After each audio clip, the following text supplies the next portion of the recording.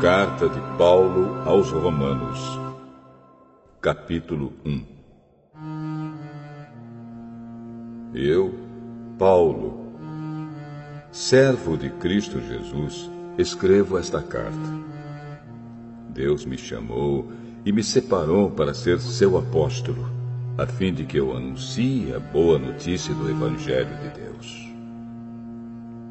Há muito tempo essa boa notícia foi prometida por Deus, por meio dos seus profetas, e escrita nas Escrituras Sagradas.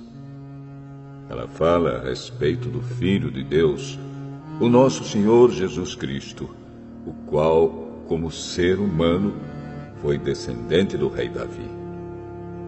E, quanto à sua santidade divina, a sua ressurreição provou, com grande poder, que ele é o Filho de Deus. Por meio de Cristo, Deus me deu a honra de ser apóstolo no serviço de Cristo, para levar pessoas de todas as nações a crerem em Cristo e a serem obedientes a Ele. Entre essas pessoas estão vocês, que moram em Roma, a quem Deus tem chamado para pertencerem a Jesus Cristo. Por isso, eu escrevo a todos vocês que estão em Roma, todos vocês a quem Deus ama e a quem tem chamado para serem o seu próprio povo. Que a graça e a paz de Deus, o nosso Pai, e do Senhor Jesus Cristo estejam com vocês.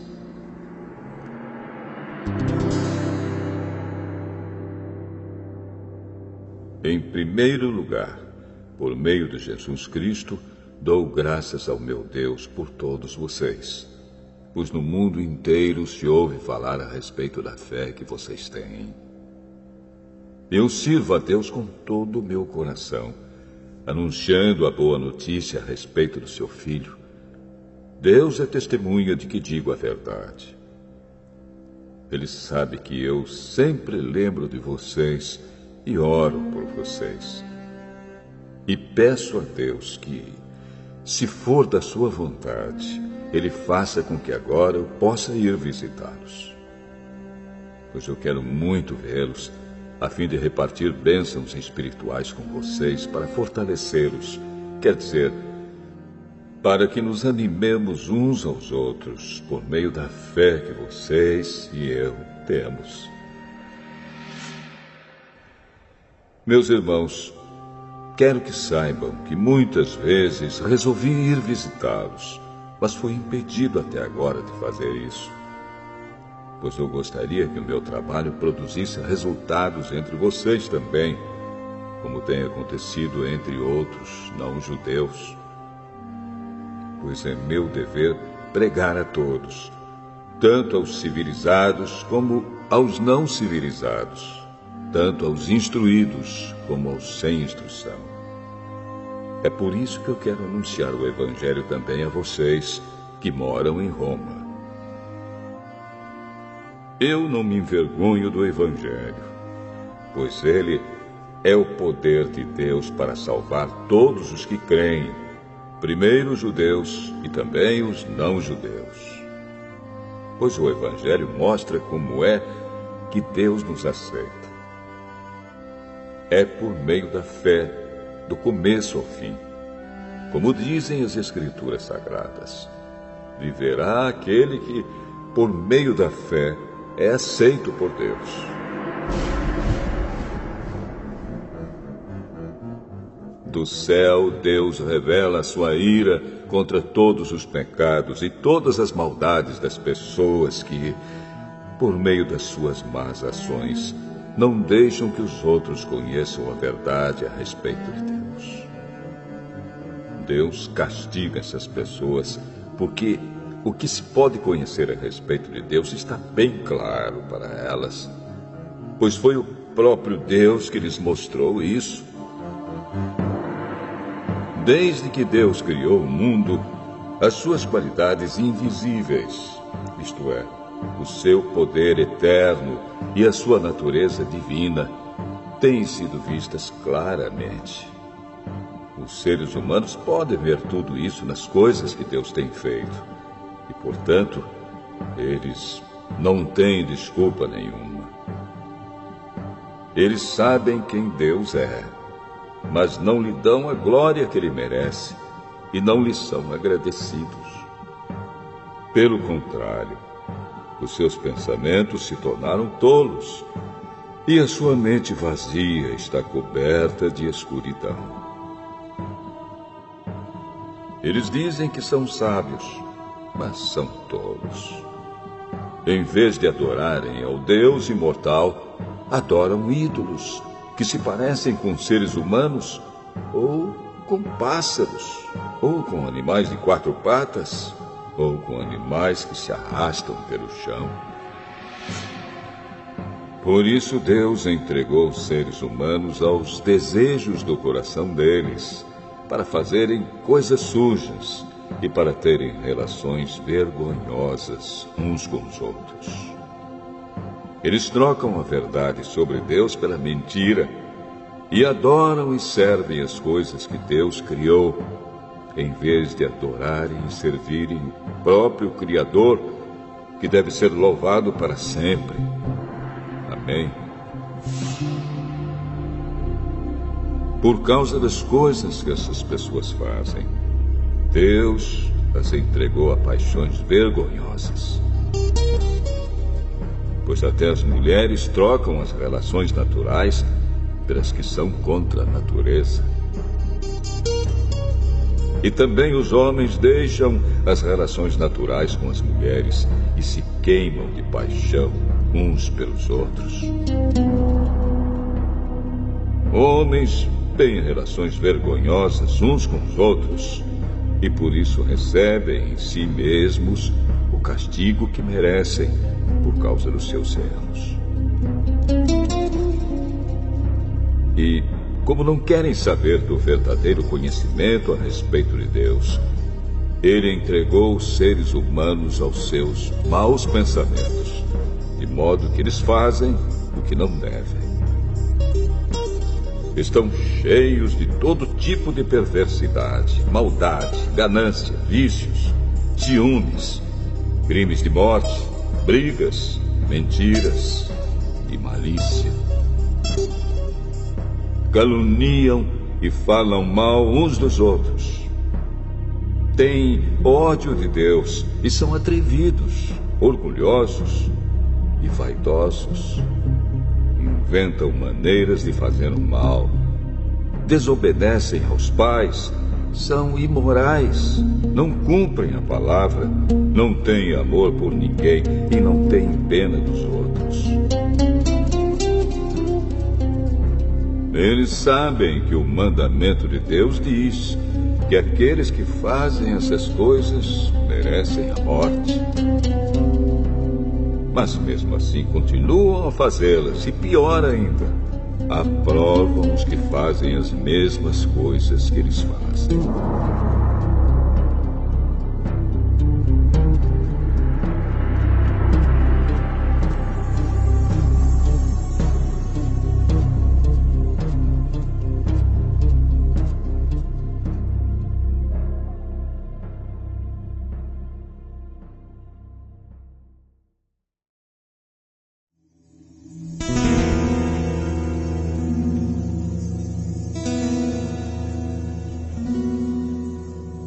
Romanos, capítulo 2.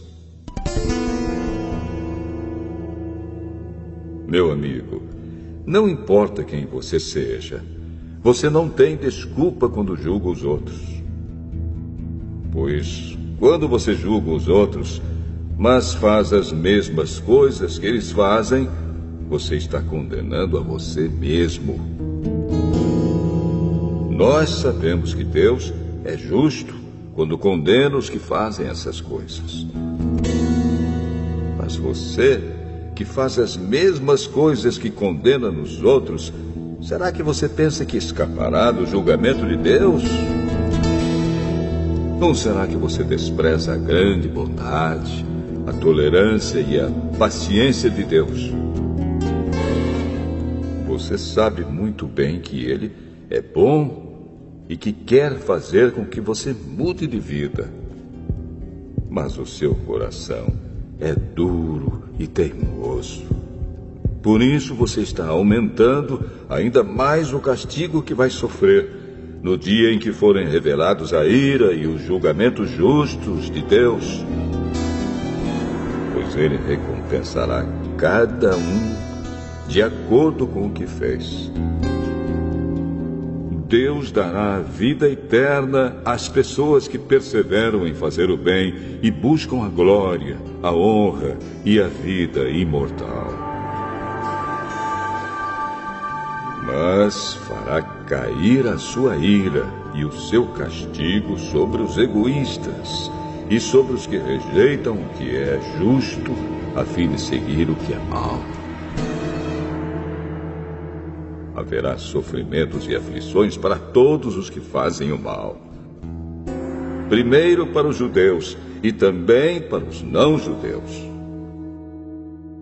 Mas Deus dará glória, honra e paz a todos os que fazem o bem, primeiro aos judeus e também aos não-judeus. Pois ele trata a todos com igualdade. Todos aqueles que pecam sem conhecer a lei de Deus se perderão sem essa lei, mas todos aqueles que pecam conhecendo a lei serão julgados por ela. Porque as pessoas que Deus aceita não são aquelas que somente ouvem a lei, mas aquelas que fazem o que a lei manda. Os não-judeus não têm a lei, mas quando fazem pela sua própria vontade o que a lei manda, eles são a sua própria lei, embora não tenham a lei. Eles mostram, pela sua maneira de agir, que têm a lei escrita no seu coração. A própria consciência deles mostra que isso é verdade. E os seus pensamentos, que às vezes os acusam e às vezes os defendem, também mostram isso. E de acordo com o evangelho que eu anuncio, assim será naquele dia em que Deus, por meio de Cristo Jesus, julgará os pensamentos secretos de todas as pessoas. O que dizer de você? Você diz que é judeu, confia na lei e se orgulha do Deus que você adora. Você sabe o que Deus quer que você faça e aprende na lei a escolher o que é certo. Você tem a certeza de que é guia dos cegos, luz para os que estão na escuridão, orientador dos que não têm instrução e professor dos jovens. Você está certo de que encontra na lei a apresentação completa do conhecimento e da verdade. Você que ensina os outros, por que é que não ensina a você mesmo? Se afirma que não se deve roubar, por que é que você mesmo rouba? Se você diz que não se deve cometer adultério, por que é que você mesmo comete adultério? Você odeia os ídolos, mas rouba as coisas dos templos. Você se orgulha de ter a lei de Deus, mas você é uma vergonha para Deus porque desobedece à sua lei. Pois as Escrituras Sagradas dizem: os não-judeus falam mal de Deus por causa de vocês, os judeus. A circuncisão tem valor se você, que é judeu, obedecer à lei. Porém, se não obedecer, é como se você não tivesse sido circuncidado. E se um homem que não foi circuncidado obedecer aos mandamentos da lei, Deus o tratará como se ele fosse circuncidado. Assim vocês, judeus, serão condenados pelos não-judeus, pois vocês desobedecem à lei, apesar de terem essa lei escrita e de serem circuncidados, enquanto que os não-judeus obedecem à lei, embora não sejam circuncidados. Portanto, eu pergunto: quem é judeu de fato e circuncidado de verdade. É claro que não é aquele que é judeu somente por fora e circuncidado só no corpo. Pelo contrário, o verdadeiro judeu é aquele que é judeu por dentro, aquele que tem o coração circuncidado. E isso é uma coisa que o Espírito de Deus faz e que a lei escrita não pode fazer. E o louvor que essa pessoa recebe não vem de seres humanos, mas vem de Deus.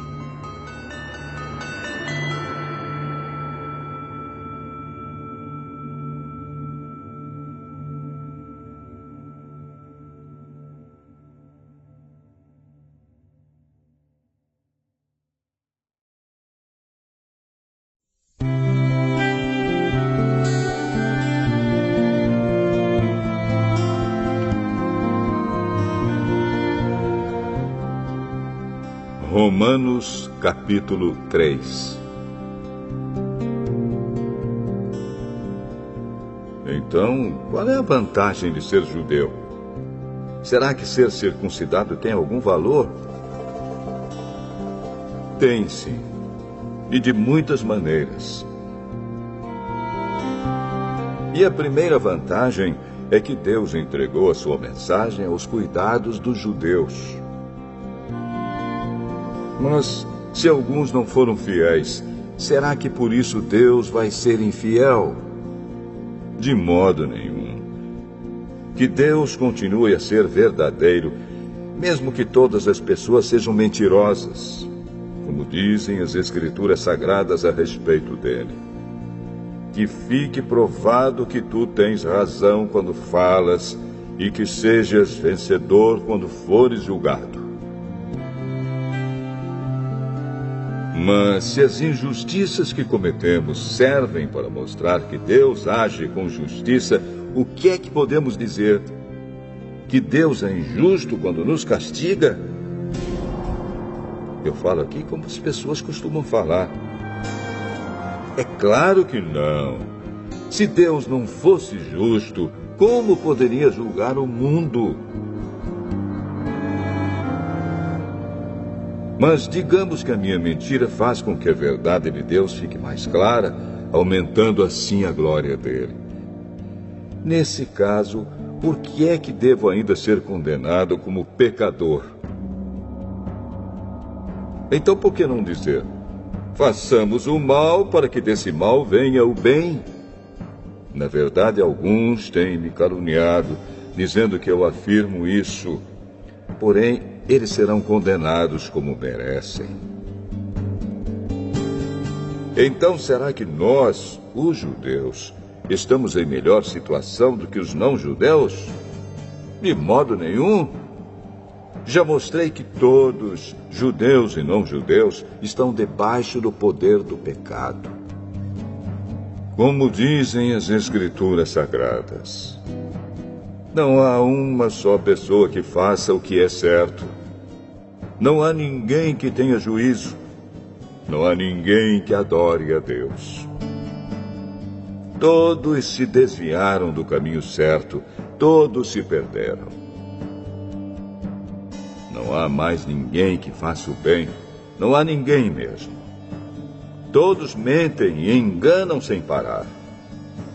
Da língua deles saem mentiras perversas e dos seus lábios saem palavras de morte, como se fossem veneno de cobra. A boca deles está cheia de terríveis maldições. Eles se apressam para matar. Por onde passam, deixam a destruição e a desgraça. Não conhecem o caminho da paz e não aprenderam a temer a Deus. Nós sabemos que tudo o que a lei diz é dito para os que vivem debaixo da lei. Isso a fim de que todos parem de se justificar e a fim de que todas as pessoas do mundo fiquem debaixo do julgamento de Deus. Pois ninguém é aceito por Deus por fazer o que a lei manda, porque a lei faz com que as pessoas saibam que são pecadoras. Mas agora, Deus já mostrou que o meio pelo qual ele aceita as pessoas não tem nada a ver com a lei. A lei de Moisés e os profetas dão testemunho do seguinte: Deus aceita as pessoas por meio da fé que elas têm em Jesus Cristo.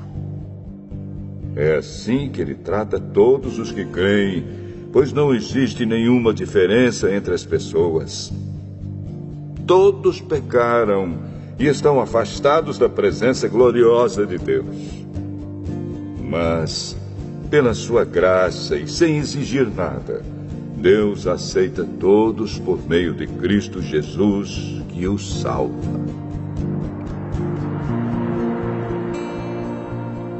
Deus ofereceu Cristo como sacrifício para que, pela sua morte na cruz, Cristo se tornasse o meio das pessoas receberem o perdão dos seus pecados pela fé nele. Deus quis mostrar com isso que ele é justo. No passado, ele foi paciente e não castigou as pessoas por causa dos seus pecados.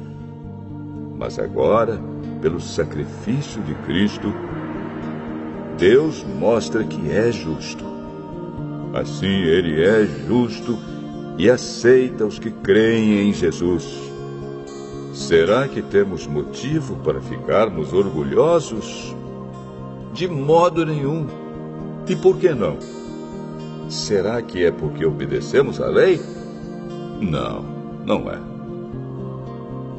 É porque cremos em Cristo. Assim percebemos que a pessoa é aceita por Deus pela fé e não por fazer o que a lei manda. Ou será que Deus é somente Deus dos judeus? Será que não é também Deus dos não-judeus? Claro que é. Deus é um só e aceitará os judeus na base da sua fé e também aceitará os não-judeus por meio da fé que eles têm. Será que isso quer dizer que, por causa da fé, nós tratamos a lei como se ela não valesse nada? Não, de modo nenhum. Pelo contrário, afirmamos que a lei tem valor.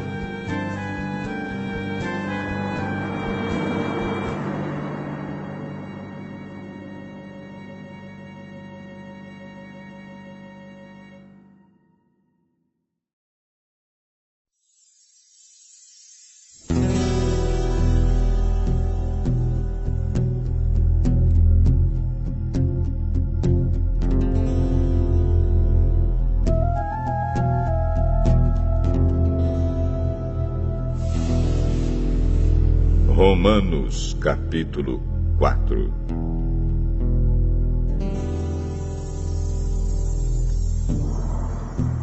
Então, o que é que podemos dizer de Abraão, o antepassado de nossa raça? O que foi que ele conseguiu? Se foi por causa das coisas que ele fez que Deus o aceitou, então ele teria motivo para se orgulhar. Mas não para se orgulhar diante de Deus. Pois o que é que as Escrituras Sagradas dizem? Elas dizem: Abraão creu em Deus, e por isso Deus o aceitou. O salário que o trabalhador recebe não é um presente, mas é o pagamento a que ele tem direito por causa do trabalho que fez.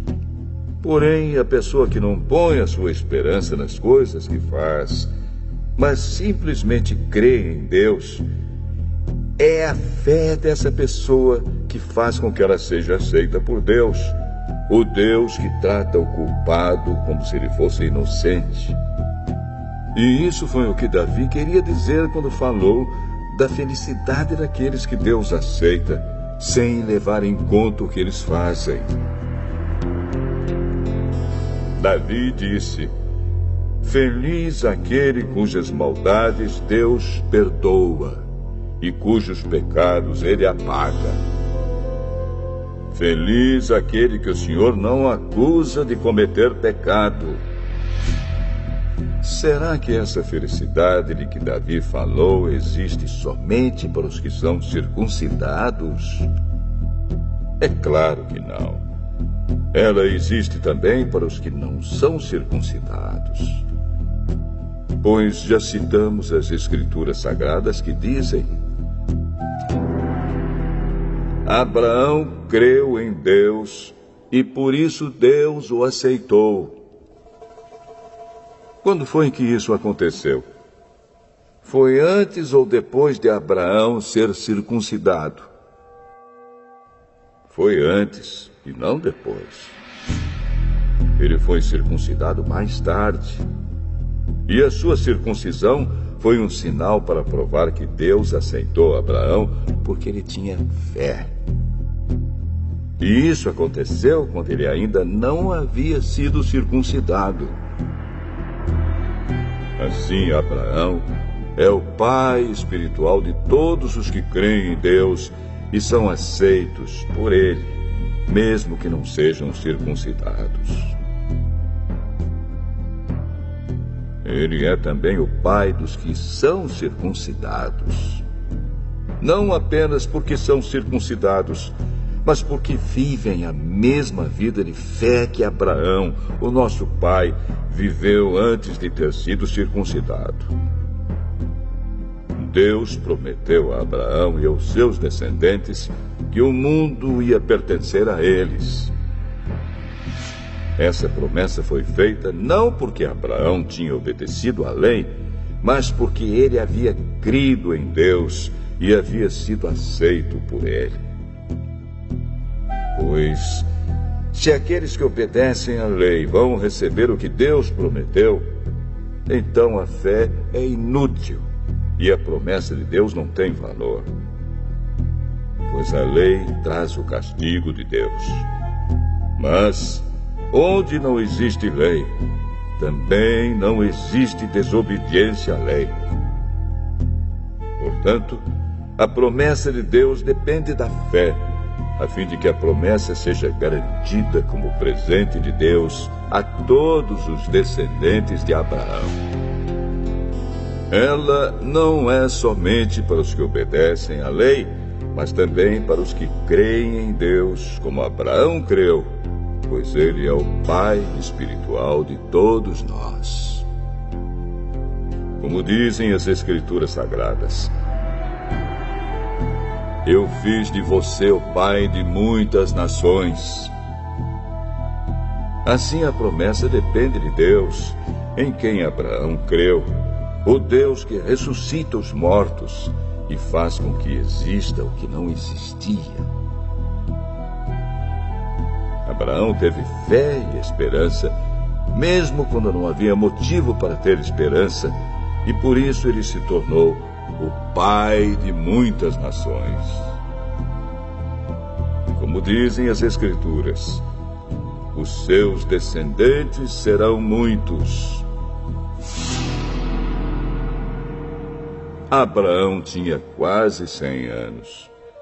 Mas, mesmo quando ele pensou a respeito do seu corpo, que já estava como morto, ou quando lembrou que Sara não podia ter filhos, a sua fé não enfraqueceu.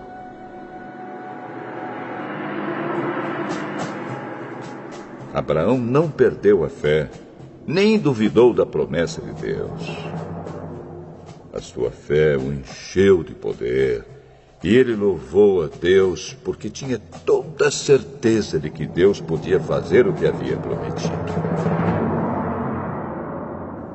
Por isso, Abraão, por meio da fé, foi aceito por Deus. As palavras "foi aceito" não falam somente dele. Falam também de nós, que seremos aceitos. Nós, os que cremos em Deus, o qual ressuscitou Jesus, o nosso Senhor. Jesus foi entregue para morrer por causa dos nossos pecados e foi ressuscitado, a fim de que nós fôssemos aceitos por Deus.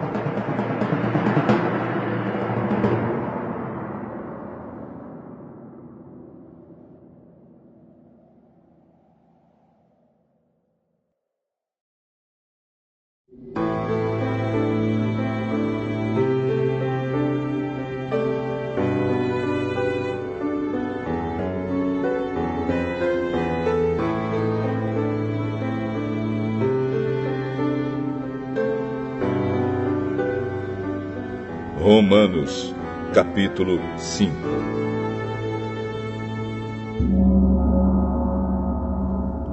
Agora que fomos aceitos por Deus pela nossa fé nele, temos paz com ele por meio do nosso Senhor Jesus Cristo.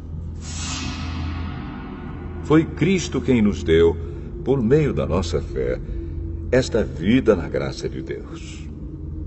E agora continuamos firmes nessa graça e nos alegramos na esperança de participar da glória de Deus. E também nos alegramos nos sofrimentos, pois sabemos que os sofrimentos produzem a paciência. A paciência traz a aprovação de Deus e essa aprovação cria a esperança. Essa esperança não nos deixa decepcionados, pois Deus derramou seu amor no nosso coração por meio do Espírito Santo que Ele nos deu. De fato, quando não tínhamos força espiritual, Cristo morreu pelos maus no tempo escolhido por Deus. Dificilmente alguém aceitaria morrer por uma pessoa que obedece às leis. Pode ser que alguém tenha coragem para morrer por uma pessoa boa. Mas Deus nos mostrou quanto nos ama. Cristo morreu por nós quando ainda vivíamos no pecado. E agora que fomos aceitos por Deus por meio da morte de Cristo na cruz, é mais certo ainda que ficaremos livres, por meio dele, do castigo de Deus. Nós éramos inimigos de Deus, mas ele nos tornou seus amigos por meio da morte do seu Filho. E agora que somos amigos de Deus, é mais certo ainda que seremos salvos pela vida de Cristo. E não somente isso, mas também nós nos alegramos por causa daquilo que Deus fez por meio do nosso Senhor Jesus Cristo, que agora nos tornou amigos de Deus. O pecado entrou no mundo por meio de um só homem, e o seu pecado trouxe consigo a morte. Como resultado, a morte se espalhou por toda a raça humana, porque todos pecaram. Antes da lei ser dada, já existia o pecado no mundo. Porém, quando não existe lei, Deus não leva em conta o pecado. Mas, desde o tempo de Adão até Moisés, a morte dominou todos os seres humanos, mesmo os que não pecaram como Adão, quando ele desobedeceu à ordem de Deus. Adão era a figura daquele que havia de vir.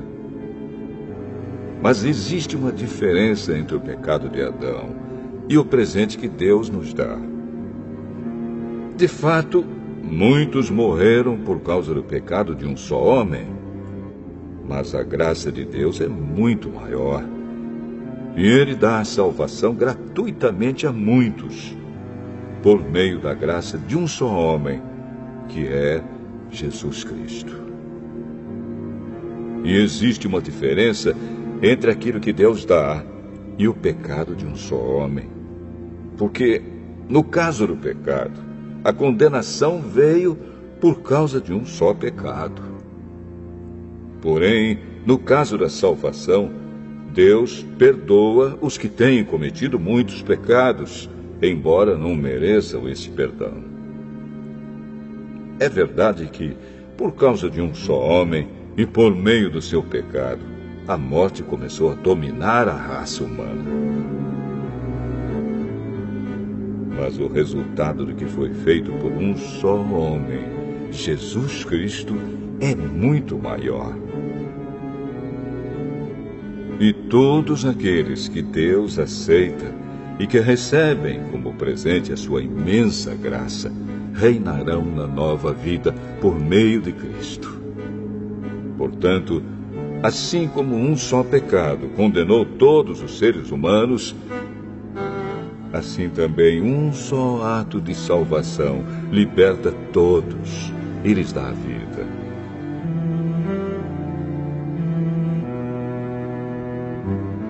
E assim como muitos seres humanos se tornaram pecadores por causa da desobediência de um só homem, assim também muitos serão aceitos por Deus por causa da obediência de um só homem. A lei veio para aumentar o mal, mas onde aumentou o pecado, a graça de Deus aumentou muito mais ainda. E isso aconteceu a fim de que, assim como o pecado dominou e trouxe a morte, assim também a graça de Deus, que o leva a aceitar as pessoas, dominasse e trouxesse a vida eterna. Essa vida é nossa por meio do nosso Senhor Jesus Cristo.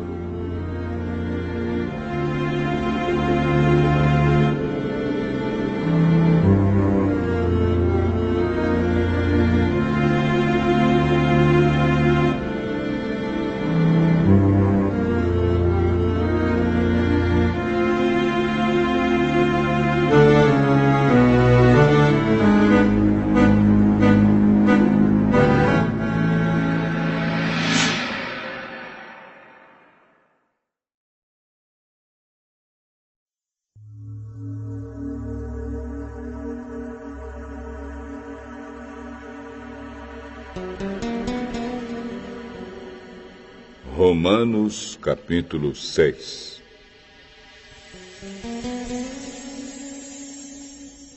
Portanto, o que vamos dizer? Será que devemos continuar vivendo no pecado para que a graça de Deus aumente ainda mais? É claro que não. Nós já morremos para o pecado. Então, como podemos continuar vivendo nele? Com certeza vocês sabem que, quando fomos batizados para ficarmos unidos com Cristo Jesus, fomos batizados para ficarmos unidos também com a sua morte. Assim, quando fomos batizados, fomos sepultados com ele por termos morrido junto com ele. E isso para que, assim como Cristo foi ressuscitado pelo poder glorioso do Pai, assim também nós vivamos uma vida nova. Pois, se fomos unidos com ele por uma morte igual à dele, assim também seremos unidos com ele por uma ressurreição igual à dele. Pois sabemos que a nossa velha natureza pecadora já foi morta com Cristo na cruz, a fim de que o nosso eu pecador fosse morto, e assim não sejamos mais escravos do pecado. Pois quem morre fica livre do poder do pecado. Se já morremos com Cristo, cremos que também viveremos com Ele. Sabemos que Cristo foi ressuscitado e nunca mais morrerá, pois a morte não tem mais poder sobre ele. A sua morte foi uma morte para o pecado, e valeu de uma vez por todas. E a vida que ele vive agora é uma vida para Deus. Assim também vocês devem se considerar mortos para o pecado, mas, por estarem unidos com Cristo Jesus, devem se considerar vivos para Deus. Portanto, não deixem que o pecado domine o corpo mortal de vocês e faça com que vocês obedeçam aos desejos pecaminosos da natureza humana. E também não entreguem nenhuma parte do corpo de vocês ao pecado, para que ele a use a fim de fazer o que é mal. Pelo contrário, como pessoas que foram trazidas da morte para a vida, entreguem-se completamente a Deus, para que ele use vocês a fim de fazerem o que é direito.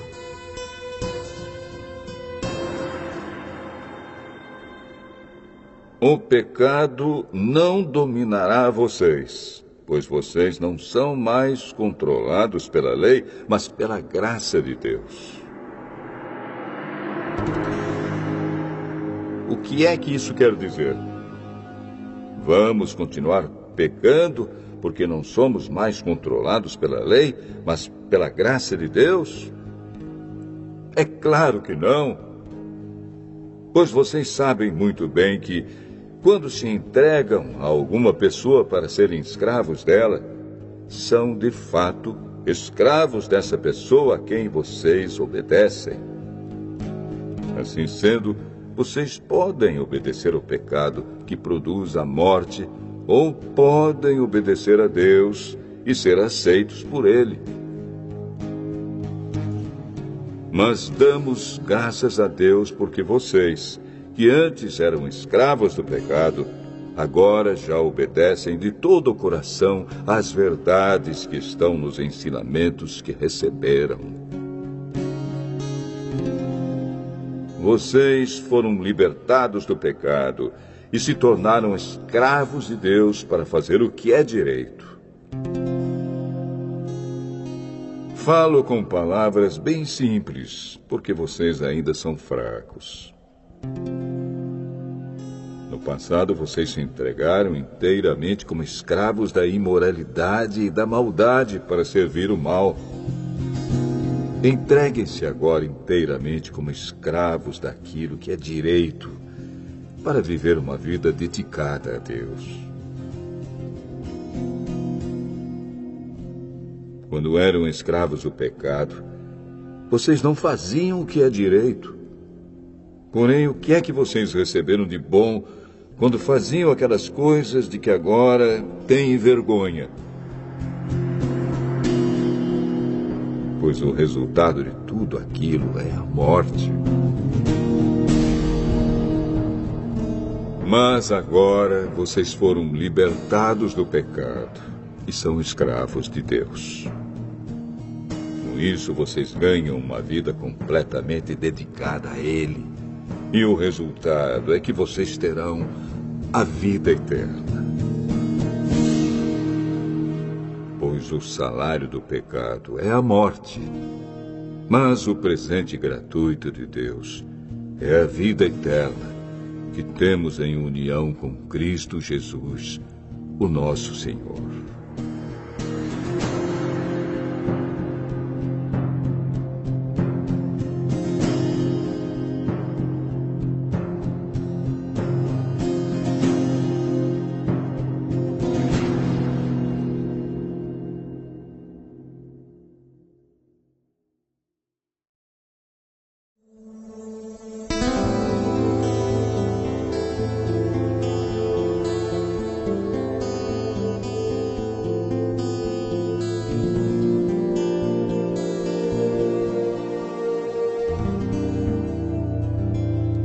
Romanos, capítulo 7.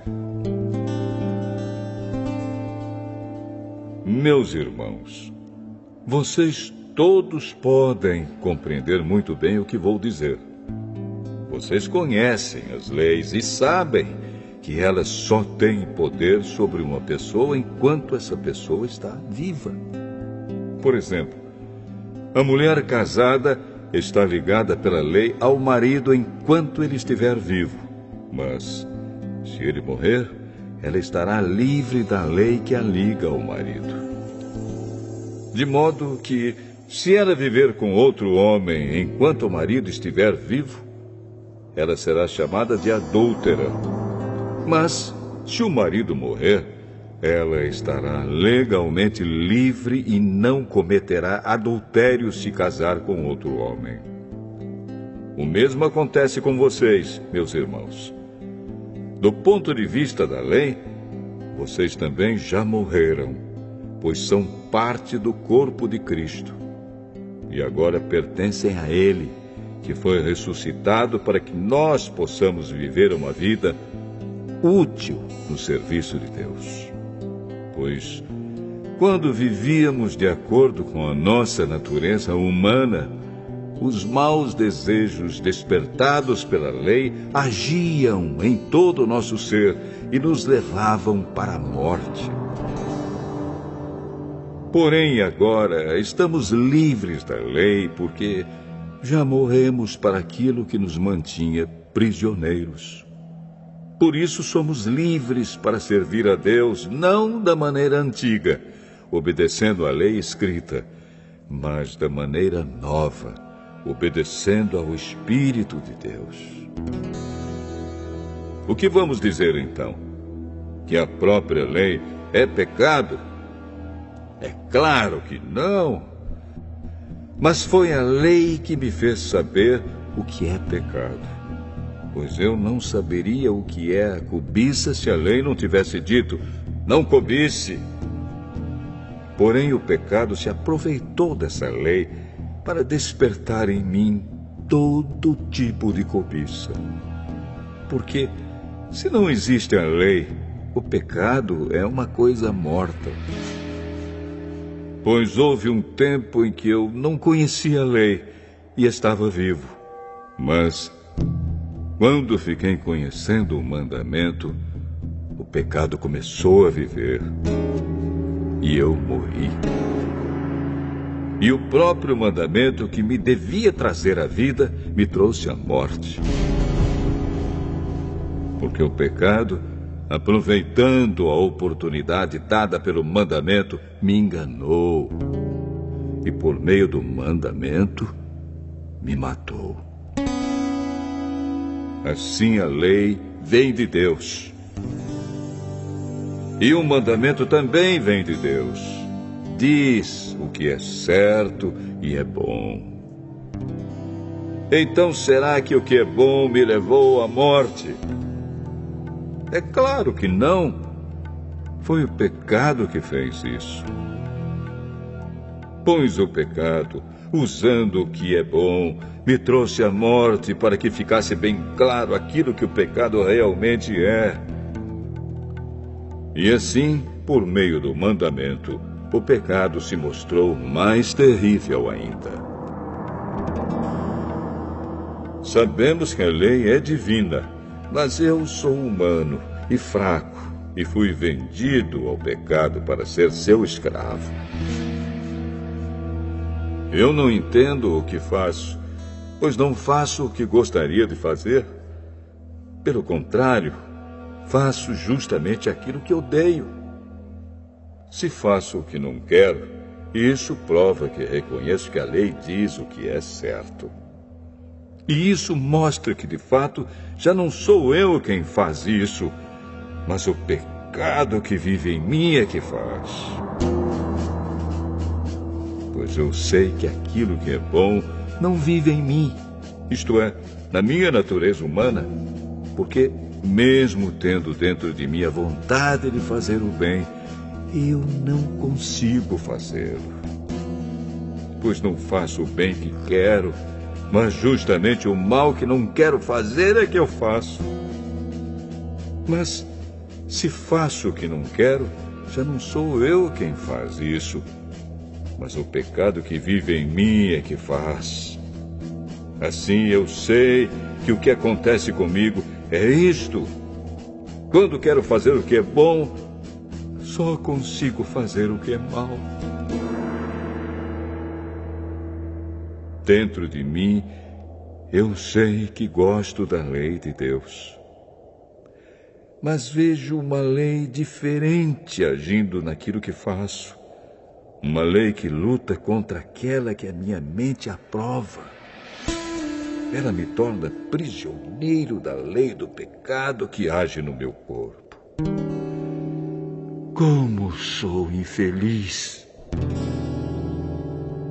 Quem me livrará deste corpo que me leva para a morte? Que Deus seja louvado, pois Ele fará isso por meio do nosso Senhor Jesus Cristo. Portanto, esta é a minha situação. No meu pensamento, eu sirvo a lei de Deus, mas na prática, sirvo a lei do pecado.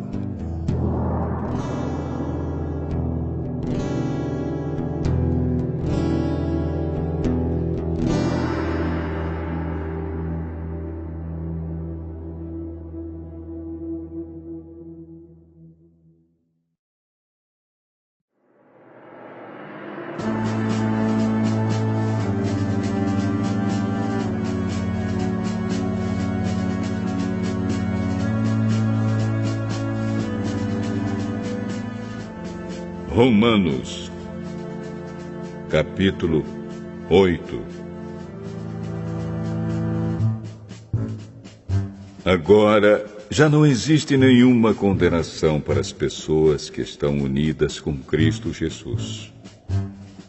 Pois a lei do Espírito de Deus, que nos trouxe vida por estarmos unidos com Cristo Jesus, livrou você da lei do pecado e da morte.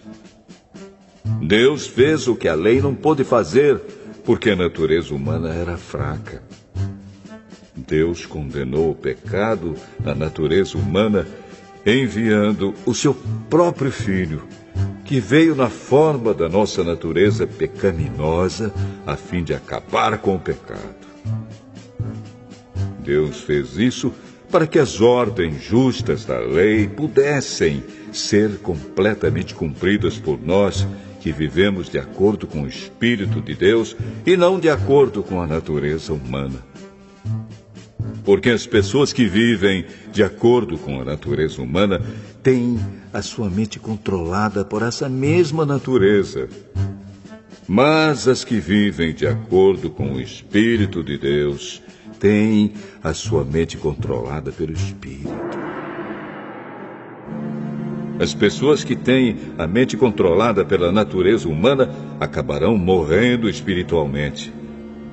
Mas as que têm a mente controlada pelo Espírito de Deus terão a vida eterna e a paz. Por isso, as pessoas que têm a mente controlada pela natureza humana se tornam inimigas de Deus, pois não obedecem à lei de Deus e, de fato, não podem obedecer a ela.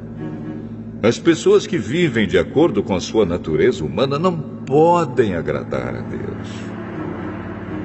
Vocês, porém, não vivem como manda a natureza humana, mas como o Espírito de Deus quer, se é que o Espírito de Deus vive realmente em vocês. Quem não tem o Espírito de Cristo não pertence a Ele. Mas se Cristo vive em vocês, então, embora o corpo de vocês vá morrer por causa do pecado, o Espírito de Deus é vida para vocês, porque vocês foram aceitos por Deus. Se em vocês vive o Espírito daquele que ressuscitou Jesus, então aquele que ressuscitou Jesus Cristo dará também vida ao corpo mortal de vocês, por meio do seu Espírito, que vive em vocês. Portanto, meus irmãos, nós temos uma obrigação, que é a de não vivermos de acordo com a nossa natureza humana. Porque, se vocês viverem de acordo com a natureza humana, vocês morrerão espiritualmente. Mas, se pelo Espírito de Deus vocês matarem as suas ações pecaminosas, vocês viverão espiritualmente. Pois aqueles que são guiados pelo Espírito de Deus são filhos de Deus. Porque o Espírito que vocês receberam de Deus não torna vocês escravos e não faz com que tenham medo. Pelo contrário, o Espírito torna vocês filhos de Deus. E pelo poder do Espírito dizemos com fervor a Deus: Pai, meu Pai. O Espírito de Deus se une com o nosso espírito para afirmar que somos filhos de Deus. Nós somos seus filhos e por isso receberemos as bênçãos que Ele guarda para o seu povo e também receberemos com Cristo aquilo que Deus tem guardado para Ele. Porque se tomamos parte nos sofrimentos de Cristo, também tomaremos parte na sua glória.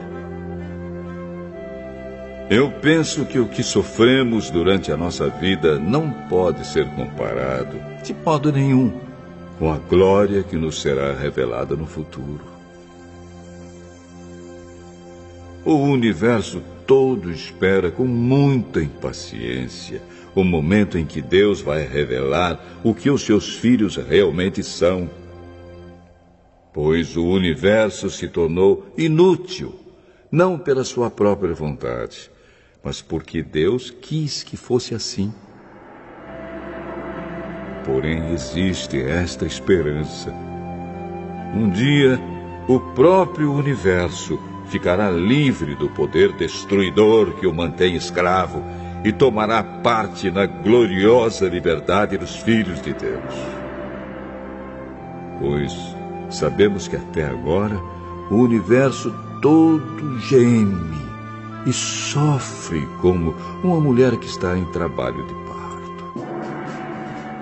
E não somente o universo, mas nós, que temos o Espírito Santo como o primeiro presente que recebemos de Deus, nós também gememos dentro de nós mesmos, enquanto esperamos que Deus faça com que sejamos seus filhos e nos liberte completamente. Pois foi por meio da esperança que fomos salvos.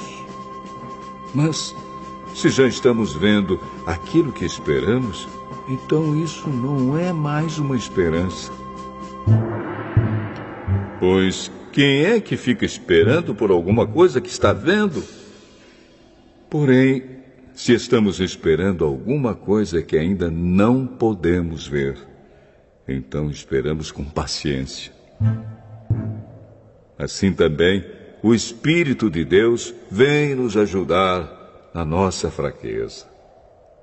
Pois não sabemos como devemos orar, mas o Espírito de Deus, com gemidos que não podem ser explicados por palavras, pede a Deus em nosso favor.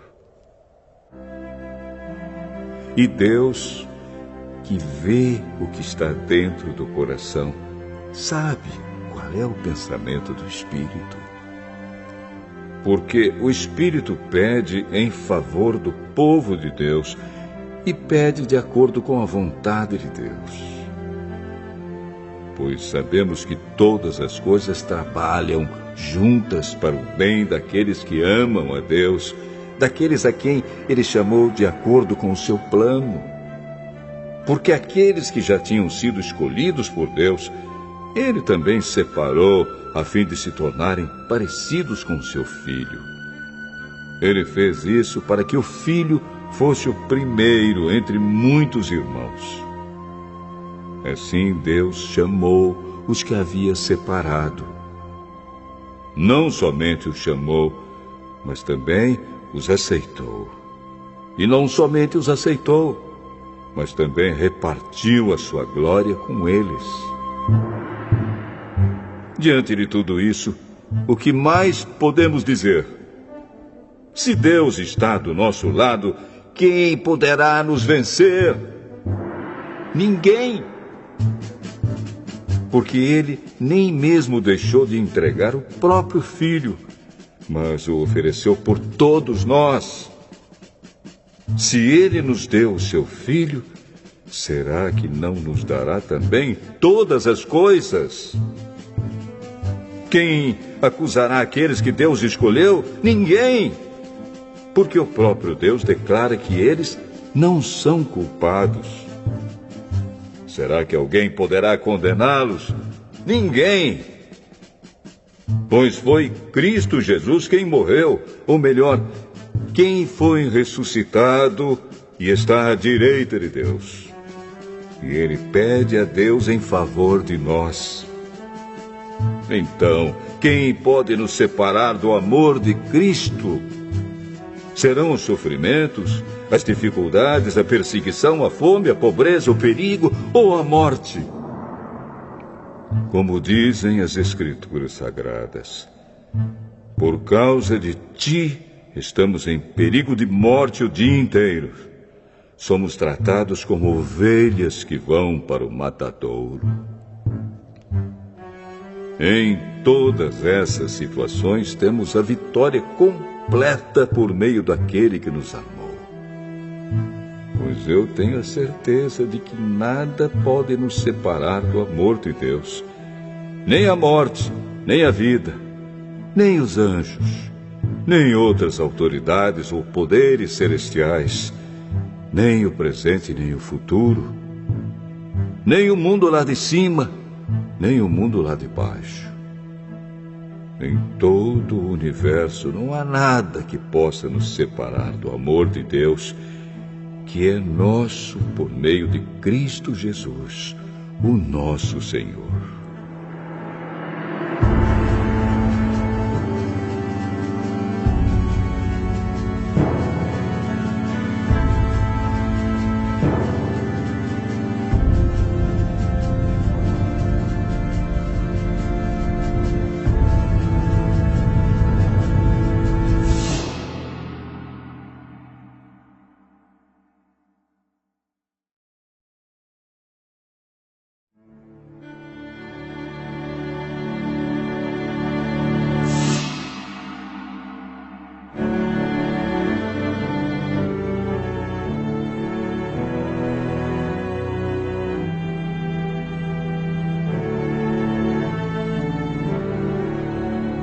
Romanos, capítulo 9. O que eu digo é verdade. Sou de Cristo e não minto. Pois a minha consciência, que é controlada pelo Espírito Santo, também me afirma que não estou mentindo. Sinto uma grande tristeza e uma dor sem fim no coração por causa do meu povo, que é a minha raça e meu sangue. Para o bem desse povo, eu mesmo poderia desejar receber a maldição de Deus e ficar separado de Cristo. Eles são um povo escolhido por Deus. Ele os tornou seus filhos e repartiu a sua glória com eles. Deus fez suas alianças com eles e lhes deu a lei, a verdadeira maneira de adorar e as promessas. Eles são descendentes dos patriarcas, e como ser humano, Cristo pertence à raça deles. Que Cristo, que é o Deus que governa todos, seja louvado para sempre. Amém. Eu não estou dizendo que a promessa de Deus tenha falhado. De fato, nem todos os israelitas fazem parte do povo de Deus. Nem todos os descendentes de Abraão são filhos de Deus. Pois Deus disse a Abraão: por meio de Isaque é que você terá os descendentes que eu lhe prometi.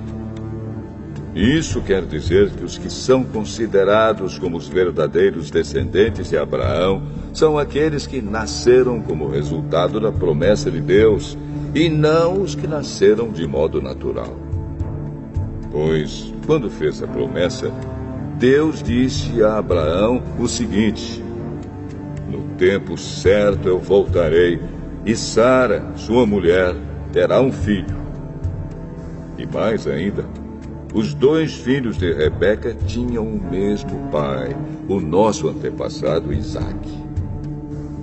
Mas, para que a escolha de um deles fosse completamente de acordo com o plano de Deus, o próprio Deus disse a Rebeca: o mais velho será dominado pelo mais moço.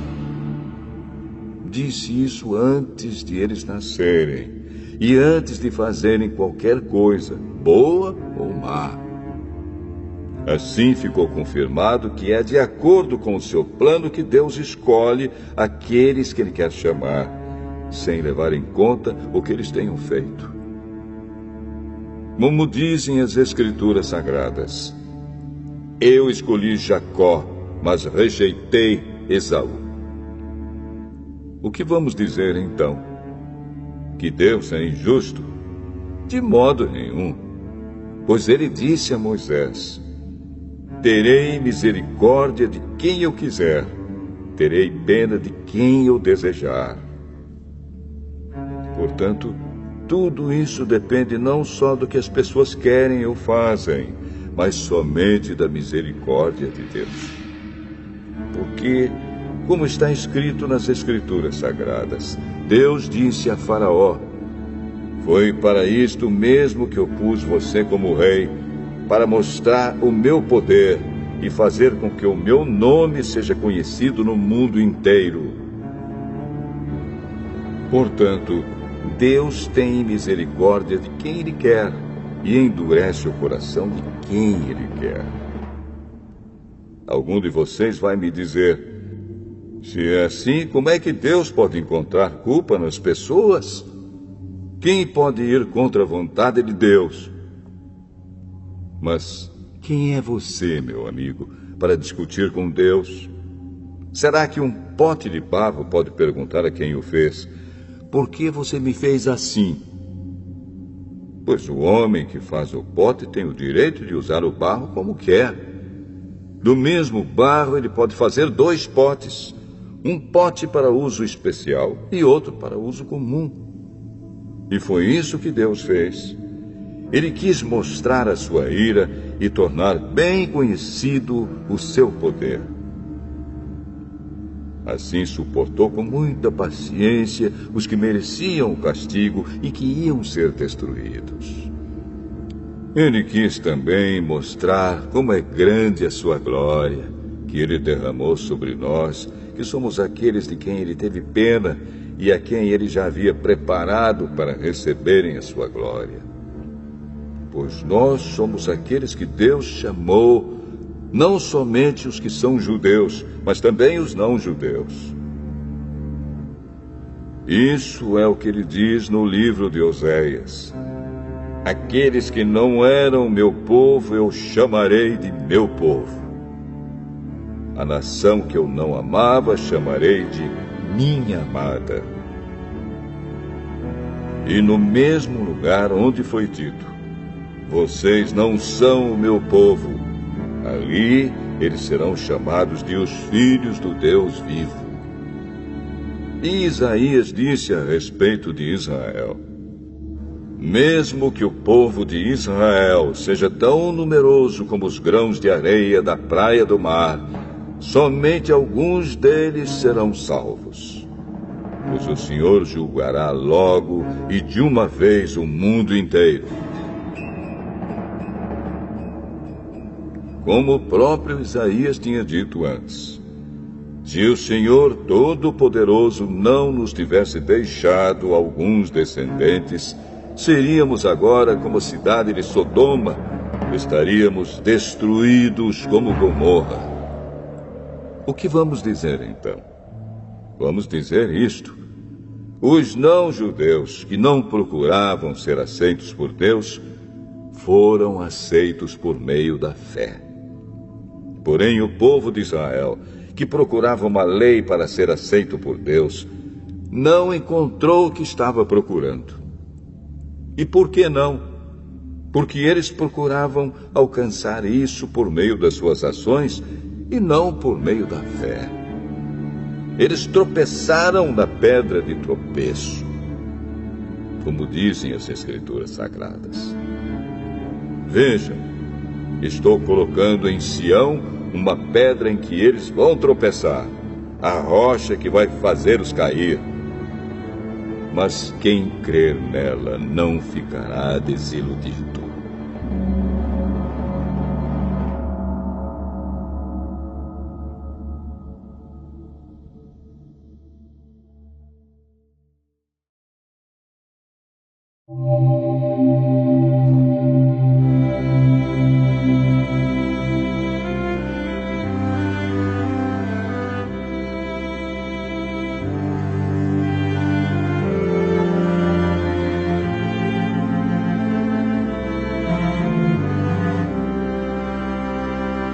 Romanos, capítulo 10.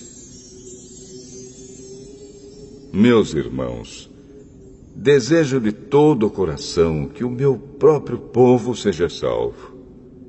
E peço a Deus em favor deles, porque eu sou testemunha de que eles são muito dedicados a Deus. Mas a dedicação deles não está baseada no verdadeiro conhecimento, pois eles não conhecem a maneira como Deus aceita as pessoas, e assim têm procurado conseguir isso da sua própria maneira. Eles rejeitaram o modo de Deus aceitar as pessoas, porque com Cristo a lei chegou ao fim, e assim os que creem é que são aceitos por Deus. Pois o que Moisés escreveu a respeito de as pessoas serem aceitas por Deus pela obediência à lei foi isto: viverá aquele que fizer o que a lei manda. Porém, quanto a ser aceito por Deus por meio da fé, Moisés diz o seguinte: não fique pensando assim: quem vai subir até o céu? Isto é, para trazer Cristo do céu. Nem pergunte: quem descerá ao mundo lá de baixo? Isto é, para fazer com que Cristo suba do mundo dos mortos. O que Moisés diz é isto: a mensagem de Deus está perto de você, nos seus lábios e no seu coração. Isto é, a mensagem de fé que anunciamos. Se você disser com a sua boca: Jesus é Senhor, e no seu coração crer que Deus ressuscitou Jesus, você será salvo, porque nós cremos com o coração e somos aceitos por Deus. Falamos com a boca e assim somos salvos. Porque as Escrituras Sagradas dizem: quem crer nele não ficará desiludido. Isso vale para todos, pois não existe nenhuma diferença entre judeus e não-judeus. Deus é o mesmo Senhor de todos e abençoa generosamente todos os que pedem a sua ajuda. Como dizem as Escrituras Sagradas, todos os que pedirem a ajuda do Senhor serão salvos. Mas como é que as pessoas irão pedir se não crerem nele? E como poderão crer se não ouvirem a mensagem? E como poderão ouvir se a mensagem não for anunciada? E como é que a mensagem será anunciada se não forem enviados mensageiros? As Escrituras Sagradas dizem: como é bonito ver os mensageiros trazendo boas notícias. Mas nem todos aceitam a boa notícia do Evangelho. Foi Isaías quem disse: Senhor, quem creu na nossa mensagem? Portanto, a fé vem por ouvir a mensagem. E a mensagem vem por meio da pregação a respeito de Cristo. Mas eu pergunto: será que eles não ouviram a mensagem? É claro que ouviram, como dizem as Escrituras. A voz deles se espalhou pelo mundo inteiro. As suas palavras alcançaram a terra toda. Eu pergunto ainda: será que o povo de Israel não soube disso? Moisés foi o primeiro a dar uma resposta. Ele disse: eu farei com que vocês fiquem com ciúmes de um povo que não é uma nação. Farei com que fiquem com raiva de uma nação de gente sem juízo. E Isaías foi mais corajoso ao anunciar o que Deus disse: eu fui achado por aqueles que não me procuravam e apareci aos que não perguntavam por mim. Mas a respeito de Israel, Deus disse: o dia inteiro eu abri os braços, pronto para receber um povo desobediente e rebelde.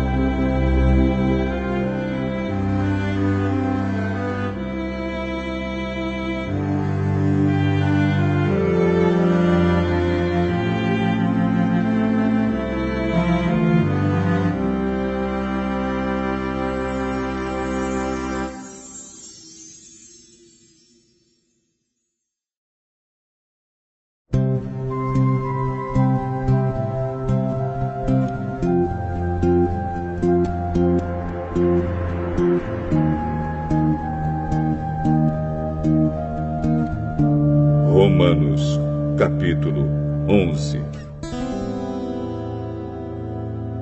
Então eu pergunto, será que Deus rejeitou o seu próprio povo? É claro que não. Eu mesmo sou um israelita, descendente de Abraão e membro da tribo de Benjamim. Deus não rejeitou o seu povo, que ele havia escolhido desde o princípio. Vocês sabem muito bem o que as Escrituras Sagradas dizem naquele trecho em que Elias acusa o povo de Israel diante de Deus. Elias diz assim: Senhor, eles mataram os teus profetas e destruíram os teus altares. Eu sou o único que sobrou e eles estão querendo me matar. O que foi que Deus disse a ele? Ele disse: Eu guardei para mim 7.000 homens que não adoraram o Deus Baal. A mesma coisa também acontece agora. Isto é, por causa da graça de Deus, ainda existe um pequeno número daqueles que ele escolheu. Essa escolha se baseia na graça de Deus e não no que eles fizeram. Porque se a escolha de Deus se baseasse no que as pessoas fazem, então a sua graça não seria a verdadeira graça. E isso quer dizer que não foi o povo de Israel que encontrou o que estava procurando. Quem encontrou foi apenas um pequeno grupo que Deus escolheu. Os outros não quiseram ouvir o chamado de Deus.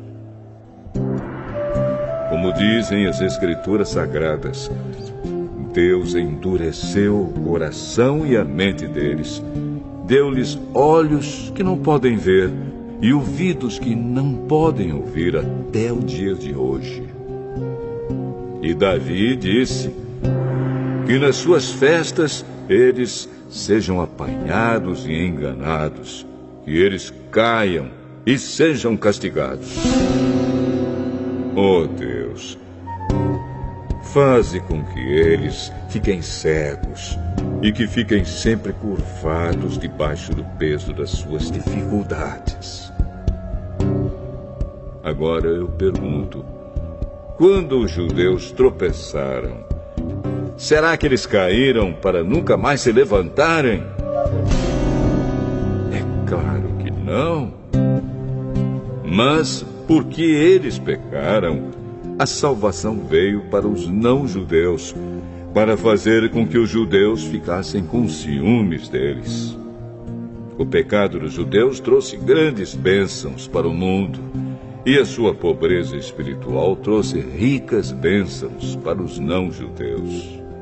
Então, quando se completar o número de judeus que voltarão para Deus, as bênçãos serão muito maiores ainda. Agora estou falando a vocês que não são judeus. Enquanto eu for o apóstolo dos não-judeus, terei orgulho do meu trabalho. Talvez eu possa fazer com os que são da minha própria raça fiquem com ciúmes, e assim seja possível salvar alguns deles. Porque, quando os judeus foram rejeitados, o resto do mundo se tornou amigo de Deus. O que acontecerá então quando eles forem aceitos? Os que estiverem mortos receberão a vida. Pois, se o primeiro pão assado depois da colheita é dedicado a Deus, isso quer dizer que todos os outros pães também são dedicados a Ele. E se as raízes de uma árvore são oferecidas a Deus, os galhos também são dele. Alguns galhos da oliveira cultivada foram quebrados, e um galho de oliveira brava foi enxertado nela. Pois vocês, os não-judeus, são como aquela oliveira brava, e agora tomam parte na força e na riqueza espiritual dos judeus. Portanto, vocês não devem desprezar os galhos que foram quebrados. Como é que vocês podem estar orgulhosos? Vocês são somente galhos. Não são vocês que sustentam a raiz. É a raiz que sustenta vocês. Porém, vocês dirão: sim, mas os galhos foram quebrados a fim de darem lugar para nós. Isso é verdade. Mas lembrem que eles foram quebrados porque não creram. No entanto, vocês continuam na oliveira porque creem. E não tenham orgulho disso. Pelo contrário, tenham medo. Se Deus não deixou de castigar os judeus, que são como galhos naturais, vocês acham que Ele vai deixar de castigar vocês? Vejam como Deus é bom e também é duro. Ele é duro para os que caíram e bom para vocês, se continuarem sempre confiando na bondade dele. Senão, vocês também serão cortados. E se os judeus abandonarem a sua descrença, serão enxertados na oliveira cultivada, pois Deus pode enxertá-los de novo. Vocês, os não-judeus, são como aquele galho de oliveira brava que foi cortado e enxertado contra a natureza na oliveira cultivada. Os judeus são como essa oliveira cultivada. Portanto, para Deus será muito mais fácil enxertar de novo na própria árvore deles esses galhos quebrados. Meus irmãos, quero que vocês conheçam uma verdade secreta para que não pensem que são muito sábios. A verdade é esta: a teimosia do povo de Israel não durará para sempre, mas somente até que o número completo de não-judeus venha para Deus. É assim que todo o povo de Israel será salvo. Como dizem as Escrituras Sagradas, o Redentor virá de Sião e tirará toda a maldade dos descendentes de Jacó. Eu, o Senhor, farei esta aliança com eles quando tirar os seus pecados. Os judeus rejeitaram o Evangelho e por isso são inimigos de Deus, para o bem de vocês, os não-judeus. Mas, pela escolha de Deus, eles são amigos dele, por causa dos patriarcas. Porque Deus não muda de ideia a respeito de quem ele escolhe e abençoa. Mas, no passado, vocês que não são judeus, desobedeceram a Deus. Porém, agora, vocês receberam a misericórdia de Deus por causa da desobediência dos judeus. Assim, por causa da misericórdia que vocês receberam, os judeus agora desobedecem a Deus, para que eles também possam receber agora a misericórdia dele. Pois Deus fez com que todos se tornassem prisioneiros da desobediência, a fim de mostrar misericórdia a todos. Como são grandes as riquezas de Deus! Como são profundos o seu conhecimento e a sua sabedoria! Quem pode explicar as suas decisões?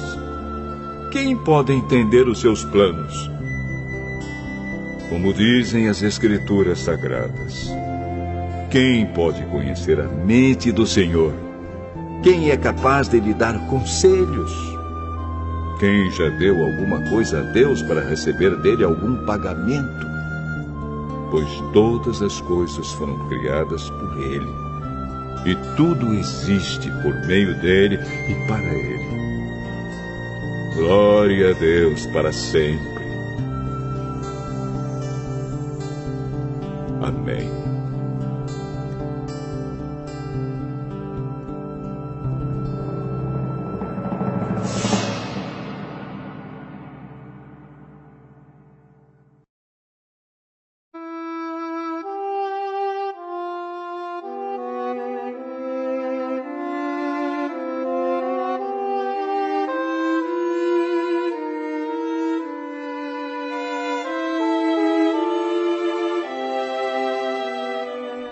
Romanos, capítulo 12. Portanto, meus irmãos, por causa da grande misericórdia divina, peço que vocês se ofereçam completamente a Deus como um sacrifício vivo, dedicado ao seu serviço e agradável a Ele. Esta é a verdadeira adoração que vocês devem oferecer a Deus. Não vivam como vivem as pessoas deste mundo, mas deixem que Deus os transforme por meio de uma completa mudança da mente de vocês. Assim vocês conhecerão a vontade de Deus, isto é, aquilo que é bom, perfeito e agradável a Ele. Por causa da bondade de Deus para comigo, me chamando para ser apóstolo, eu digo a todos vocês que não se achem melhores do que realmente são. Pelo contrário, pensem com humildade a respeito de vocês mesmos, e cada um julgue a si mesmo conforme a fé que Deus lhe deu. Porque, assim como em um só corpo temos muitas partes, e todas elas têm funções diferentes, assim também nós, embora sejamos muitos, somos um só corpo por estarmos unidos com Cristo. E todos estamos unidos uns com os outros como partes diferentes de um só corpo.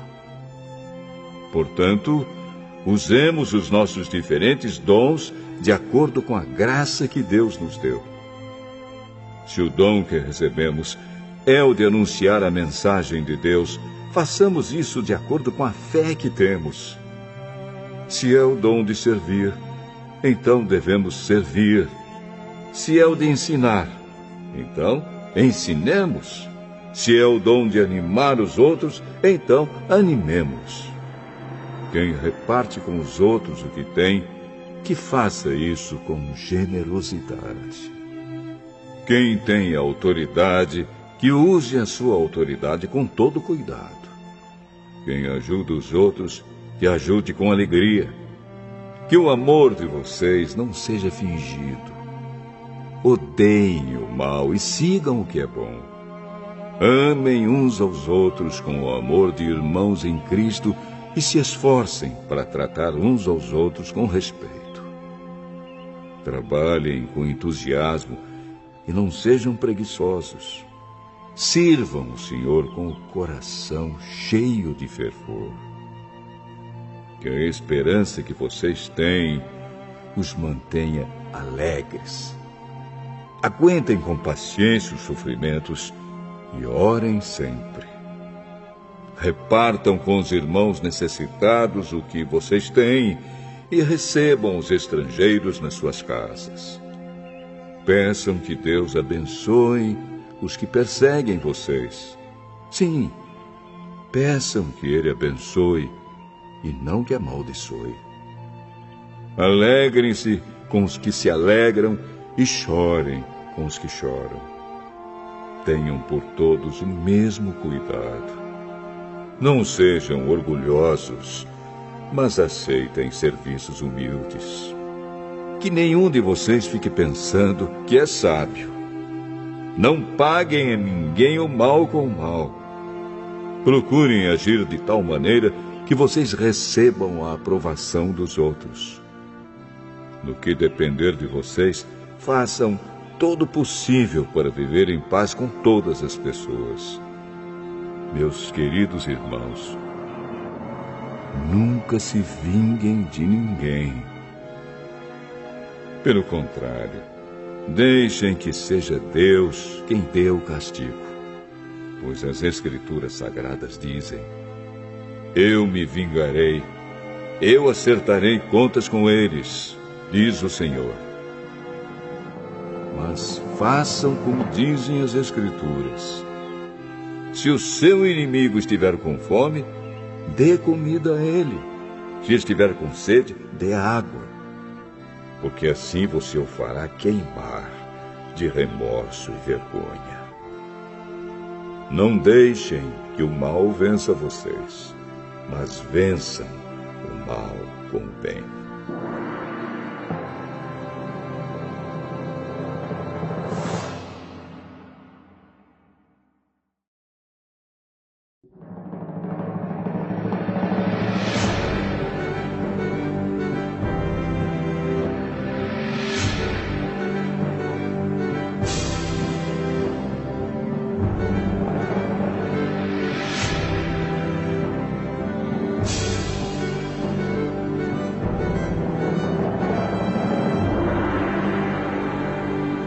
Romanos, capítulo 13.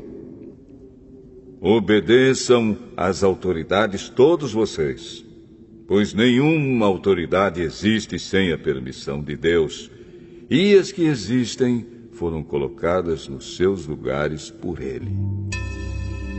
Assim, quem se revolta contra as autoridades está se revoltando contra o que Deus ordenou, e os que agem desse modo serão condenados.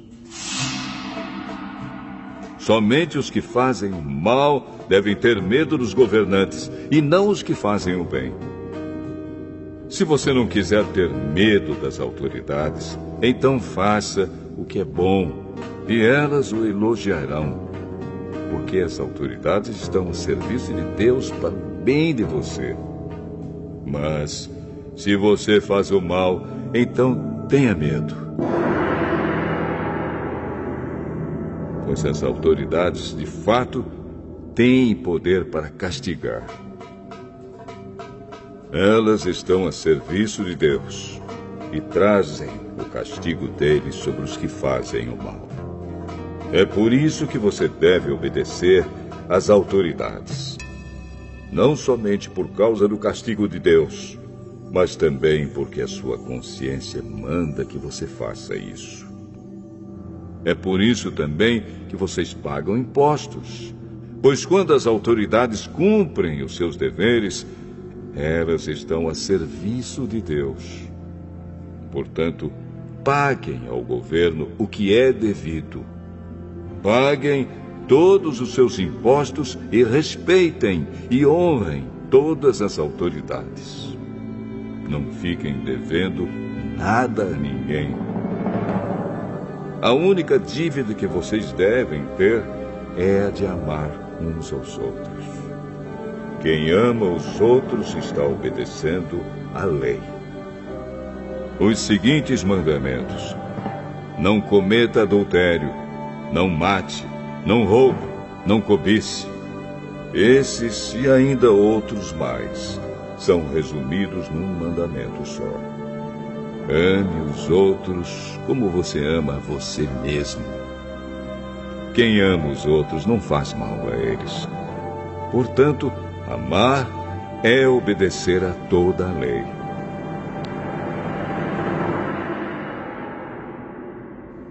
Vocês precisam fazer todas essas coisas porque sabem em que tempo nós estamos vivendo. Chegou a hora de vocês acordarem, pois o momento de sermos salvos está mais perto agora do que quando começamos a crer. A noite está terminando e o dia vem chegando.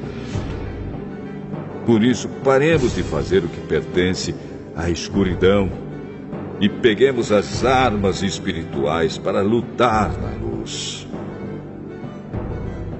Vivamos decentemente, como pessoas que vivem na luz do dia. Nada de farras ou bebedeiras, nem imoralidade ou indecência, nem brigas ou ciúmes. Mas tenham as qualidades que o Senhor Jesus Cristo tem e não procurem satisfazer os maus desejos da natureza humana de vocês.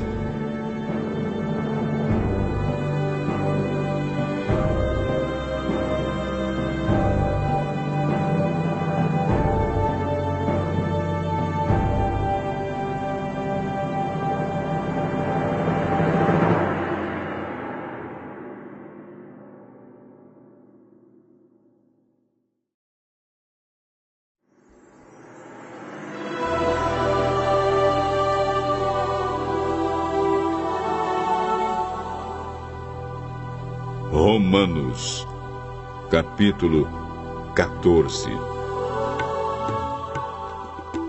Aceitem entre vocês quem é fraco na fé, sem criticar as opiniões dessa pessoa.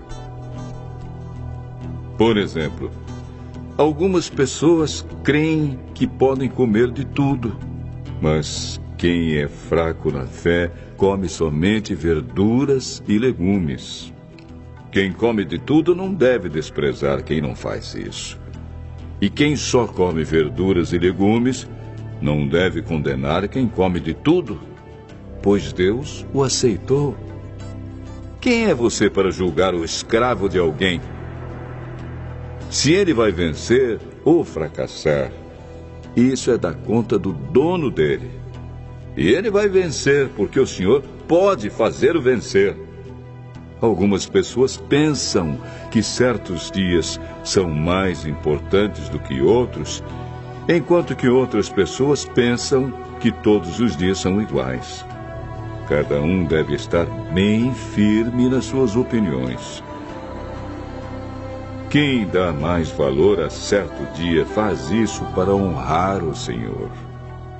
E também quem come de tudo faz isso para honrar o Senhor, pois agradece a Deus o alimento. E quem evita comer certas coisas faz isso para honrar o Senhor e dar graças a Deus. Porque nenhum de nós vive para si mesmo, e nenhum de nós morre para si mesmo. Se vivemos, é para o Senhor que vivemos. E se morremos, também é para o Senhor que morremos. Assim, tanto se vivemos como se morremos, somos do Senhor. Pois Cristo morreu e viveu de novo para ser o Senhor tanto dos mortos como dos vivos. Portanto, por que é que você, que só come verduras e legumes, condena o seu irmão? E você que come de tudo, por que despreza o seu irmão? Pois todos nós estaremos diante de Deus para sermos julgados por Ele. É isto que as Escrituras Sagradas dizem. Juro pela minha vida, diz o Senhor, que todos se ajoelharão diante de mim e todos afirmarão que eu sou Deus. Assim, cada um de nós prestará contas de si mesmo a Deus. Por isso, paremos de criticar uns aos outros. Pelo contrário, cada um de vocês resolva não fazer nada que leve o seu irmão a tropeçar ou cair em pecado. Por estar unido com o Senhor Jesus, eu estou convencido de que nada é impuro em si mesmo. Mas, se alguém pensa que alguma coisa é impura, então ela fica impura para ele. Se você faz com que um irmão fique triste por causa do que você come, então você não está agindo com amor. Não deixe que a pessoa por quem Cristo morreu se perca por causa da comida que você come. Não deem motivo para os outros falarem mal daquilo que vocês acham bom, pois o reino de Deus não é uma questão de comida ou de bebida, mas de viver corretamente, em paz e com a alegria que o Espírito Santo dá. E quem serve a Cristo dessa maneira, agrada a Deus e é aprovado por todos. Por isso, procuremos sempre as coisas que trazem a paz e que nos ajudam a fortalecer uns aos outros na fé. Por uma questão de comida, não destrua o que Deus fez. Todos os alimentos podem ser comidos, mas é errado comer alguma coisa quando isso faz com que outra pessoa caia em pecado. O que está certo é não comer carne, não beber vinho, nem fazer qualquer outra coisa que leve um irmão a cair em pecado. Mas guarde entre você mesmo e Deus o que você crê a respeito desse assunto. Feliz a pessoa que não é condenada pela consciência quando faz o que acha que deve fazer. Mas quem tem dúvidas a respeito do que come é condenado por Deus quando come, pois aquilo que ele faz não se baseia na fé. E o que não se baseia na fé é pecado.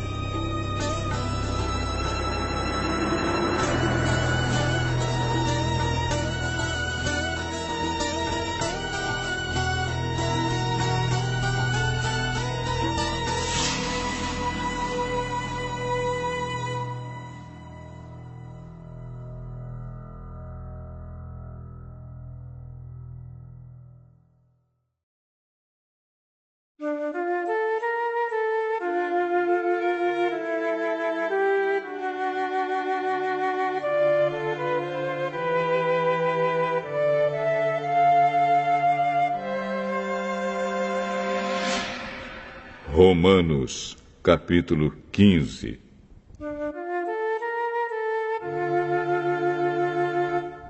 Nós que somos fortes na fé, devemos ajudar os fracos a carregarem as suas cargas e não devemos agradar a nós mesmos.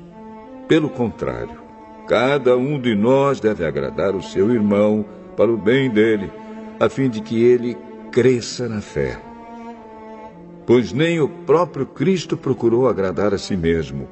Pelo contrário, como dizem as Escrituras Sagradas, as ofensas daqueles que te insultaram caíram sobre mim. Porque tudo o que está nas Escrituras foi escrito para nos ensinar, a fim de que tenhamos esperança por meio da paciência e da coragem que as Escrituras nos dão. Que Deus, que é quem dá paciência e coragem, ajude vocês a viverem bem uns com os outros, seguindo o exemplo de Cristo Jesus. E isso para que vocês, todos juntos, como se fossem uma só pessoa, louvem ao Deus e Pai do nosso Senhor Jesus Cristo. Portanto, aceitem uns aos outros para a glória de Deus, assim como Cristo aceitou vocês. Pois eu lhes digo que Cristo se tornou servo dos judeus a fim de mostrar que Deus é fiel, para fazer com que se cumprissem as promessas feitas por Deus aos patriarcas, e para fazer com que os não-judeus louvassem a Deus pela sua bondade. Como dizem as Escrituras Sagradas, por isso eu te louvarei entre os que não são judeus e cantarei louvores a ti. Elas dizem também, vocês que não são judeus, alegrem-se com o povo escolhido de Deus. E dizem ainda, todos os que não são judeus, louvem o Senhor, que todos os povos o louvem. E também Isaías diz, virá um descendente do rei Davi, filho de Jessé. Ele aparecerá para governar os que não são judeus, e eles terão esperança nele.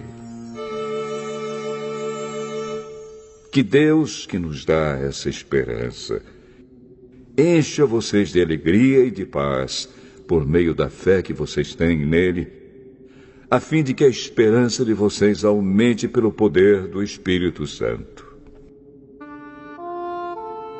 Meus irmãos, estou certo de que vocês estão cheios de bondade, sabem tudo o que é preciso saber e são capazes de dar conselhos uns aos outros. Porém, nesta carta, me atrevi a escrever com toda franqueza, para fazer com que vocês lembrem de coisas que já sabem. Eu escrevi assim por causa do privilégio que Deus me deu de ser servo de Cristo Jesus para trabalhar em favor dos que não são judeus. Eu sirvo como sacerdote ao anunciar o Evangelho que vem de Deus. E faço isso para que os não-judeus sejam uma oferta que Deus aceite, dedicada a Ele pelo Espírito Santo. Portanto, por estar unido com Cristo Jesus, posso me orgulhar do serviço que faço para Deus. Eu me atreverei a falar somente do que Cristo tem feito por meio de mim, a fim de levar os não-judeus a obedecerem a Deus. E isso tem sido feito por meio de palavras e de ações, pelo poder de sinais e milagres, e pelo poder do Espírito de Deus. Assim, viajando desde Jerusalém até a província da Ilíria, tenho anunciado de modo completo o Evangelho a respeito de Cristo. Para não construir sobre alicerces colocados por outros, tenho me esforçado sempre para anunciar o Evangelho nos lugares onde ainda não se falou de Cristo. Como dizem as Escrituras Sagradas, aqueles que nunca ouviram falar a respeito dele o verão, e os que não tinham ouvido falar sobre ele o entenderão. Por essa razão, muitas vezes eu quis visitá-los, mas isso não me foi possível. Porém, já que terminei o meu trabalho nessas regiões, e como há muitos anos tenho pensado em ver vocês, espero fazer isso agora. Gostaria de vê-los quando fizer a minha viagem para a Espanha. Gostaria também que vocês me ajudassem a ir até lá, depois de eu ter o prazer de estar com vocês por algum tempo. Mas agora vou a Jerusalém a serviço do povo de Deus que vive ali. Pois as igrejas das províncias da Macedônia e da Acaia resolveram dar uma oferta para ajudar as pessoas do povo de Deus em Jerusalém que estão necessitadas.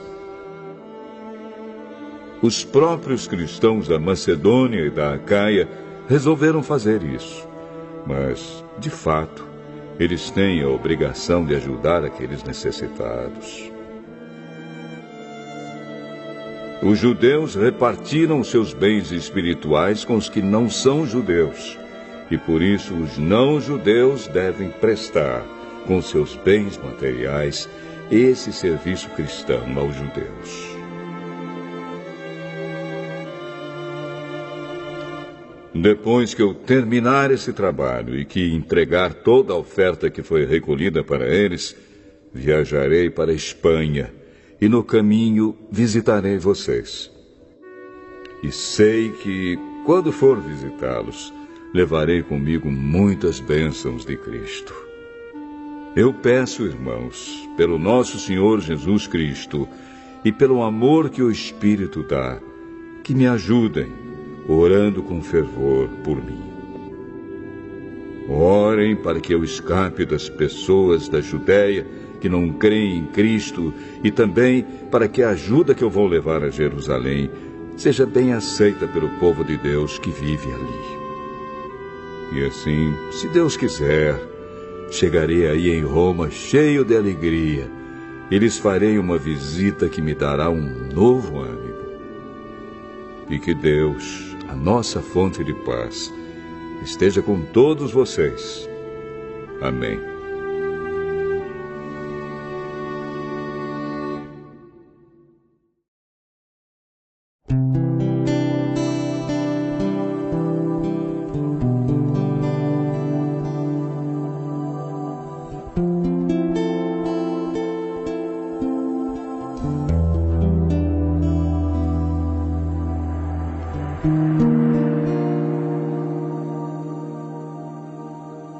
Romanos capítulo 16.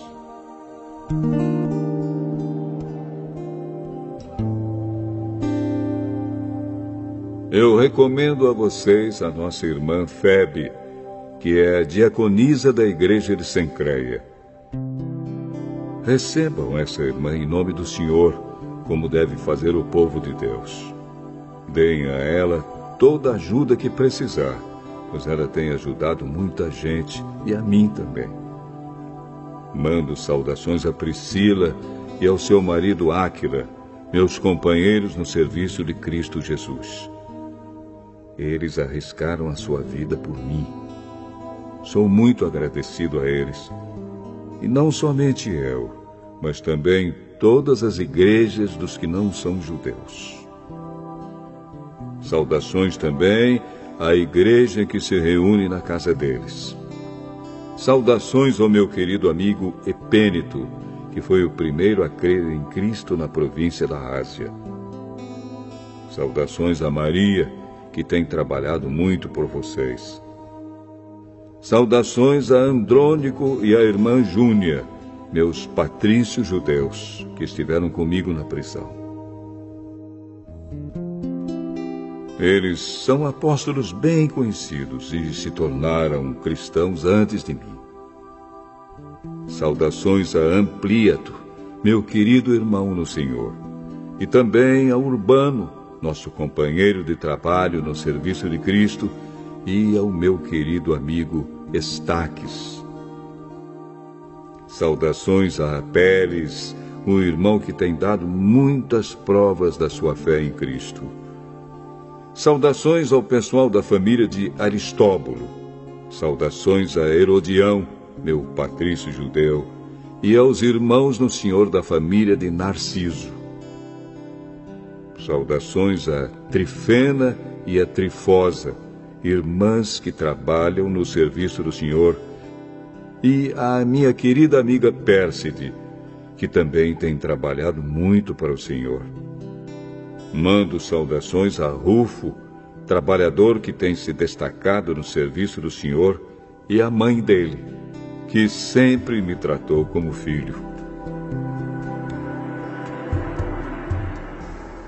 Saudações aos irmãos Asíncrito, Flegonte, Hermes, Pátrobas, Hermas e a todos os irmãos que estão com eles.